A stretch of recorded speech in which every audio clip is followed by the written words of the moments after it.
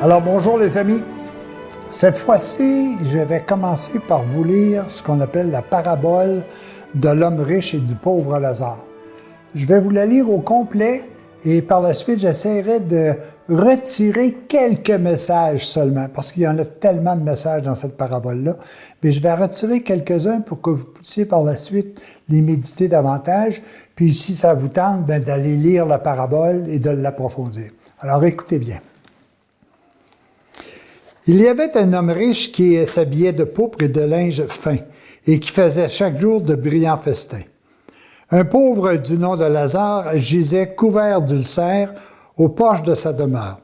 Il aurait bien voulu se rassasier de ce qui tombait de la table du riche, mais c'était plutôt les chiens qui venaient lécher ses ulcères. Or, le pauvre mourut, et fut emporté par les anges aux côtés d'Abraham. Le riche mourut aussi et fut enterré. Au séjour des morts, comme il était à la torture, il leva les yeux et vit de loin Abraham avec Lazare à ses côtés. Alors, il s'écria, « Abraham, mon père, aie pitié de moi, et envoie Lazare tremper le bout de son doigt dans l'eau pour me rafraîchir la langue, car je souffre le supplice dans ses flammes. » Abraham lui dit, « Mon enfant, souviens-toi que tu as reçu ton bonheur durant ta vie, comme Lazare le malheur, et maintenant il trouve ici la consolation. Et toi, la souffrance. De plus, entre vous et nous, il a été disposé un grand abîme pour que ceux qui voudraient passer d'ici vers nous ne le puissent pas, et que de là non plus on ne traverse pas vers nous. Le riche dit, « Je te prie alors, Père, d'envoyer Lazare dans la maison de mon père, car j'ai 5 frères, qu'il les avertisse pour qu'ils ne viennent pas eux aussi dans ce lieu de torture. » Abraham lui dit, « Ils ont Moïse et les prophètes, qu'ils les écoutent. » L'autre reprit, « Non, Abraham, mon père, mais si quelqu'un vient à eux de chez les morts, ils se convertiront. » Abraham lui dit, « S'ils n'écoutent pas Moïse ni les prophètes, même si quelqu'un ressuscite des morts, ils ne seront pas convaincus. » C'est une parabole qui est drôlement intéressante. Moi, ce que je trouve un des éléments les plus essentiels là-dedans, puis je vais vous le lire de la façon dont c'est exprimé véritablement, c'est après notre départ physique, la justice de Dieu conserve uniquement le bien, séparé du mal en attendant la justice universelle. C'est intéressant de voir qu'en réalité, après ton départ de ce plan terrestre, Dieu ne peut rendre justice qu'à une seule et unique chose, le beau, le bon, le juste et le louable. Mais comment ça se fait que nous autres, on parle ici de souffrance puis de malheur? C'est parce que c'est nous qui nous jugeons par rapport à ça. C'est tout à fait évident que la loi de justice s'applique et que Dieu voit la partie bonne, mais moi, je reste vivant dans la partie qui m'a toujours fait souffrir. Et ça, c'est excessivement important. L'autre aspect que je trouve intéressant aussi, c'est est-ce que vous vous souvenez du temps que vous étiez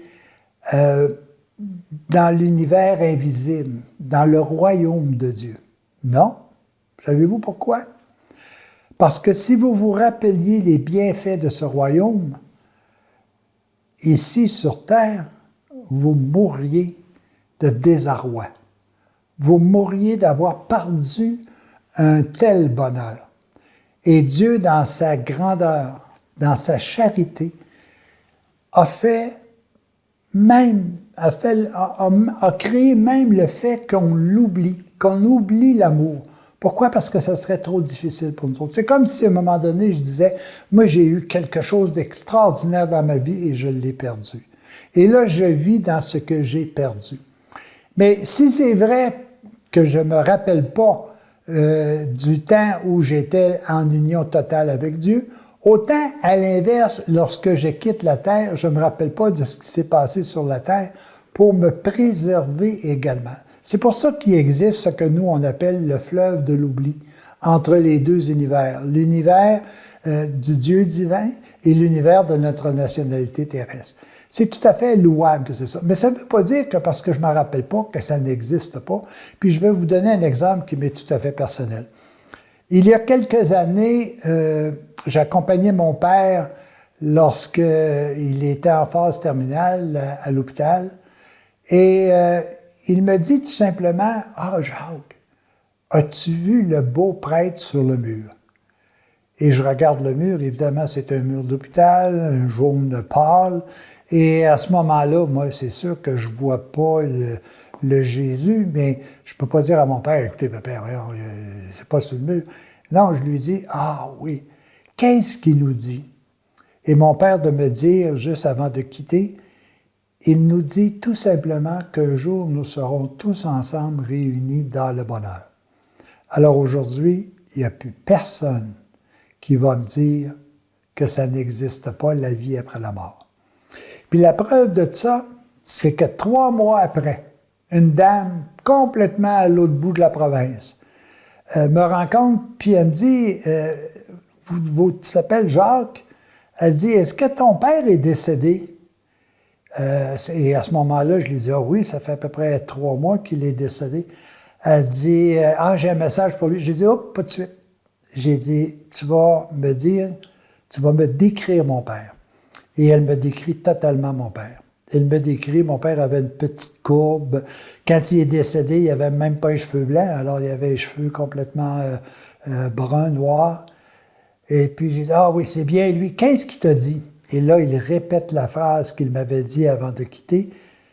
Il dit à la dame, dis à Jacques combien je suis heureux. Alors, aujourd'hui, je sais que je dois travailler pour véritablement le rejoindre dans cette autre vie. Et ça, c'est important. Il y a quelqu'un qui est venu nous expliquer ça, il s'appelle Jésus, puis il y en a tellement d'autres également qui viennent nous expliquer tout ce qui nous attend dans le monde merveilleux de la divinité. Est-ce qu'on le croit? Est-ce qu'on est obligé de voir quelqu'un physiquement sortir de la tombe pour pouvoir le croire? Jésus est venu sur la terre pour nous dire exactement ce que l'on doit faire pour pouvoir retourner dans notre nationalité divine. Est-ce qu'on l'écoute? Est-ce qu'on prend la peine d'écouter ces prophètes, des prophètes des temps modernes? Il y a tellement de personnes qui viennent nous parler. La Vierge Marie qui nous apparaît maintes fois pour nous expliquer et nous encourager à poursuivre sur le chemin du bonheur. Alors tout ça existe. Maintenant, est-ce qu'on prend le temps de s'arrêter ou est-ce qu'on se laisse tout simplement divertir par tout ce qui est à côté et qui est éphémère? Alors les amis, écoutez, la parabole de l'homme riche et de Lazare, c'est à la fois nous autres. À l'intérieur de moi, j'ai l'homme riche parce que je suis retenu à la matière, mais j'ai aussi l'homme pauvre, celui qui recherche le bonheur, celui qui recherche la vie éternelle. Alors, il faut que dès à présent, je considère le fait que je suis en même temps aujourd'hui l'homme riche et le pauvre Lazare.